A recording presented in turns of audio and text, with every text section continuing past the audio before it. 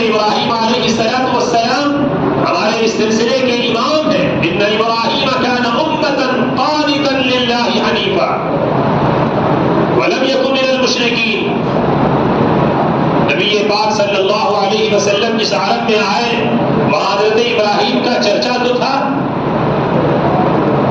ادھر عیسائی تھے وہ بھی نام لیتے تھے حضرت ابراہیم کا, یہودی تھے وہ بھی نام لیتے تھے حضرت ابراہیم کا, ادھر مشرک تھے وہ بھی نام لیتے تھے حضرت ابراہیم کا. اللہ نے فرمایا ولم یکن من المشرکین. حضرت ابراہیم مشرک نہیں تھے. اجتباہ وہداہ الی صراط مستقیم. اللہ نے انہیں چنا, اللہ نے انہیں صحیح راستے کی ہدایت دی. اس دور میں عیسائی موجود تھے اور وہ حضرت عیسیٰ علیہ السلام کو نبی بھی مانتے تھے, اللہ کا بیٹا بھی مانتے تھے. وقالت اليہود عزیر ابن اللہ وقالت النصارى مسیح ابن اللہ. ادھر یہود کہتے تھے کہ عزیر اللہ کے بیٹے ہیں, ادھر نصرانی کہتے تھے کہ حضرت عیسیٰ اللہ کے بیٹے ہیں. اللہ نے کہا نہیں, ذالک قولہم بافواہہم, یہ بس ان کی منہ سے نکلی ہوئی ایسی باتیں ہیں, فضول کی باتیں ہیں کہ اللہ پہ بہتان باندھتے ہیں, یا اللہ کے ساتھ شرک کرتے ہیں. قاتلہم اللہ, اللہ انہیں ختم کر دے. یہ ایسی ایسی باتیں کرتے ہیں, اللہ کیسی کیسی بہتان باندھتے ہیں اللہ کو. اتخذوا احبارهم ورهبانهم اربابا من دون اللہ والمسیح ابن مریم. اللہ تبارک و تعالی نے ہر جگہ شرک کی نفی کیا اور انکار کیا. جہاں بھی شرک کا واہمہ بھی ہو سکتا تھا اور اس کی کہیں بھی بنیاد پڑ سکتی تھی, اللہ تبارک و تعالی نے اس کی سرے سے تبدیل کر دی. اس دور میں عیسائیوں کی ایک تعداد تھی. نبی پاک علیہ السلام جب مکے سے مدینہ تشریف لے گئے تو وہاں پر کون تھے؟ یہودی تھے, عیسائی تھے. اور یہودیوں اور عیسائیوں میں بھی شرک کی شکلیں پیدا ہونے لگی تھی اور ان کے اندر بھی اس طرح کی چیزیں شروع ہو چکی تھی. اللہ تبارک و تعالیٰ نے وہاں بھی تردید کی اور کہا کہ نبوت کے راہ پہ چلو, نبوت کے راستے کو منتخب کرو. جس راستے کی دعوت انبیاء کرام نے دی ہے, حضرت ابراہیم نے دی, حضرت اسماعیل نے, حضرت اسحاق نے, حضرت یعقوب نے, اس راستے پہ چلو. اور اللہ نے یاد دلایا کنتم شہداء اذ حضر یعقوب الموت. معلوم ہے تمہیں جب حضرت یعقوب علیہ السلام کا آخری وقت آیا اور انہوں نے اپنی اولاد کو جمع کیا. آپ سوچئے کہ نبوت کا گھرانہ تھا, باپ بھی نبی, اور اس گھرانے میں نبوت کی ہوائیں چل رہی. انہوں نے اپنے بچوں کو جمع کیا اور پوچھا ما تعبدون من بعدی, یہ بتاؤ تم میرے بعد عبادت کس کی کرو گے؟ ایک نبی کو یہ فکر ہے. یہ واقعہ اللہ تعالیٰ نے قرآن پاک میں بیان کیوں کیا؟ یہ بتانے کے لیے بیان کیا کہ ایک نبی کو بھی دنیا سے جاتے جاتے اگر کسی چیز کی فکر ہے تو وہ اپنی اولاد کو توحید خالص پر باقی رکھنے کی فکر ہے, اسے اور کسی چیز کی فکر نہیں. اسے اپنے جائیداد کے بچانے کی یا اپنے جو ہے مکان اور دکان کے نظام کو درست کرنے کی اور کرانے کی فکر نہیں ہے. یہ تو دنیا کا ایک نظام ہے اور قدرت کا فیصلہ ہے اور تقدیر کے حصے ہیں, یہ سب تو رہیں گے موجود. لیکن یہ سن لو جو فکر انبیاء کرام علیہ السلام کی تھی کہ دنیا سے جا رہے ہیں اور فکر کیا کر رہے ہیں اپنی اولاد کو جمع کر کے ما تعبدون من بعدی. میرے بچوں مجھے یہ یقین تو دلا دو میں دنیا سے جا رہا ہوں, میں رخصت ہو رہا ہوں, مجھے یہ یقین دلا دو کہ تم میرے بعد عبادت کس کی کرو گے؟ قالوا نعبد الہک والہ آبائک ابراہیم واسماعیل واسحاق الہ واحدا ونحن له مسلمون. ابا جان فکر مت کیجیے, ہم آپ کے جانے کے بعد بھی ہم آپ کے رب کی عبادت کریں گے. آپ کے باپ دادا حضرت ابراہیم حضرت اسحاق جس راستے پر چلے تھے اور انہوں نے جس ایک خدا واحد کی عبادت کی تھی اور خدا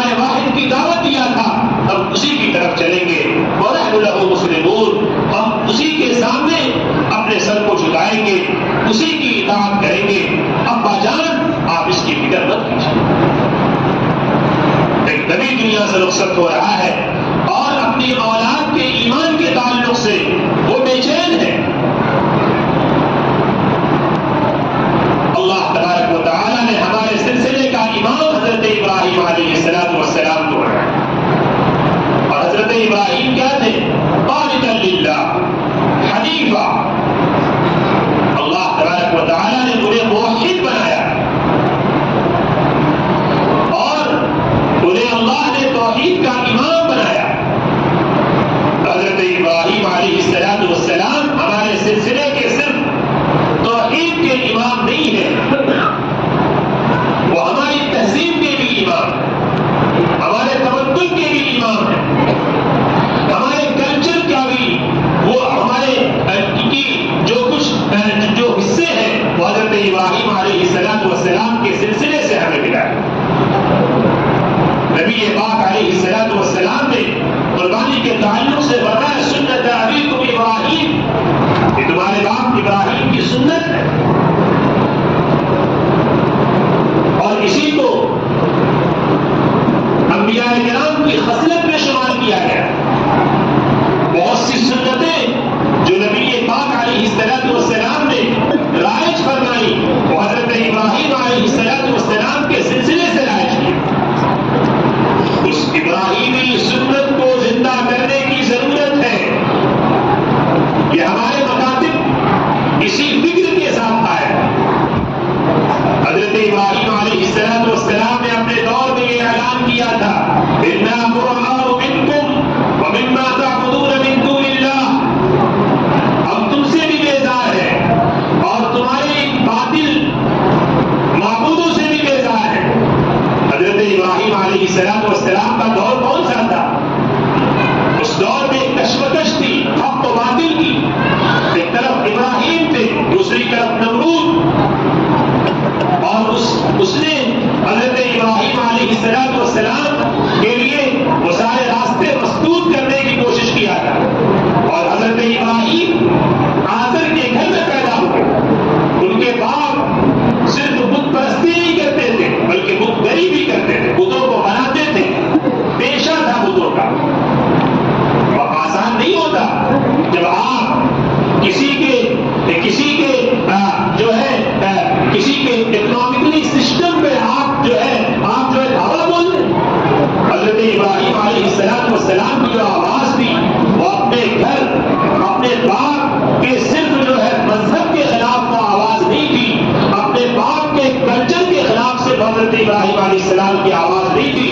اپنے باپ کی ساری جو ہے ان کی جو ان کا ایک کاروباری نظام تھا اس پورے کاروبار کے خلاف حضرت ابراہیم علیہ السلام کی آواز. ان کے باپ کا پیشہ ہی ان کے باپ کا کام نہیں تھا. اور بتوں کو بناتے تھے، بتوں کو بیچتے تھے. حضرت ابراہیم علیہ السلام نے بیزارگی اختیار کی اور کہا اِنَّا بُرَآءُ مِنْكُمْ وَمِمَّا تَعْبُدُونَ مِن دُونِ اللَّهِ. ہم تم سے بھی بیزار ہیں، تمہارے معبودوں سے بھی بیزار ہیں. کفرنا بکم، ہم تو اس کا انکار کرتے ہیں. وَبَدَا بَيْنَنَا وَبَيْنَكُمُ الْعَدَاوَةُ وَالْبَغْضَاءُ أَبَدًا. ہمارے اور تمہارے درمیان دشمنی اور عداوت اور یہ ہمیشہ کے لیے ظاہر ہو چکا حتیٰ تؤمنوا باللہ وحدہ، یہاں تک کہ تم ایک اللہ پر ایمان کرو. میرے بزرگوں اور دوستوں، ہمیں یہ سمجھنا ہوگا کہ ہم جس ماحول میں اس وقت زندگی گزار رہے ہیں یہ ایک ہندو میتھالوجی اور ایک ہندوانہ کلچر اور ایک ایسی تہذیب جو ہمیں نصاب کے ذریعے بھی، نظام کے ذریعے بھی اور تعلیم کے نام پر جو ہمیں دیا جا رہا ہے، اس کا جو سب سے بڑا خطرہ ہے وہ ہمارے ایمان کا خطرہ ہے. ہمیں ہر چیز منظور ہو سکتی ہے لیکن اپنے ایمان پر سمجھوتا ہمیں منظور نہیں ہے. ہم نے یہ فیصلہ کیا ہے فقہ اسلام حضرت مولانا ابو الحسن علی حسنی ندوی رضی اللہ عنہ نے بنارس کے اجلاس میں کہا تھا کہ ہم نے یہ فیصلہ کیا ہے شعور کے ساتھ اپنے عقائد کی درستگی کے ساتھ رہیں. اور پھر انہوں نے کے بعد کہا یہ فیصلہ ہم نے آنکھ بند کر کے نہیں کیا ہے. اگر اللہ کے ارادے، اللہ کا ارادہ اگر اس کے خلاف ہو تو کوئی اور بات ہے، لیکن ہمارا یہ فیصلہ ہے کہ ہم اس ملک کے اندر اپنے ایمان کے ساتھ، اپنی تہذیب کے ساتھ رہیں گے. اور دوسری بات جو انہوں نے کہا تھا وہ یہ ہے کہ ہم ایسے نہیں ہیں، بلکہ ہمیں ہمارا آئین، ہمارا قانون، ہمارا دستور ہمیں اس بات کی اجازت دیتا ہے اور اس کے ساتھ اس ملک میں رہنے کے لیے تیار ہے. حضرت مولانا نے کسی اور موقع پر کہا تھا کہ ہم اس ملک کے اندر اپنے مسجدوں کے میناروں کے ساتھ زندہ رہنا چاہتے ہیں اور ہم اپنی چھوٹی سی چھوٹی چیز جو لوگوں کی نگاہ میں چھوٹی ہے لیکن ہمارے لیے انتہائی اہم ہے. مولانا نے اسی بیان کے ذیل میں کہا کہ دیکھیے یہ جو چھوٹی چھوٹی چیزیں ہیں، حتیٰ انہوں نے کہا کہ اگر کوئی یہ کہے کہ میاں یہ پاجامہ ٹکنے کے نیچے چلا جائے تو کیا بات ہے، مولانا نے کہا ہم اس کے لیے بھی دستبردار نہیں ہوں گے. ہم یہ ایک سنت کے ساتھ ہم اس ملک میں زندہ رہنا چاہتے ہیں. مسواک ایک سنت ہے، ہم اس سنت کے ساتھ بھی سمجھوتا نہیں کر سکتے. داڑھی رکھنا ہمارا شعار ہے، ہم اس کے ساتھ سمجھوتا نہیں کر سکتے. اور اگر اس کے ساتھ ہم سمجھوتا کر رہے ہیں تو پھر یاد رہنا چاہیے کہ پھر اس ملک میں زندہ رہنا بھی ہمارے لیے شرم کی بات ہے. یہ جو ایمانی مزاج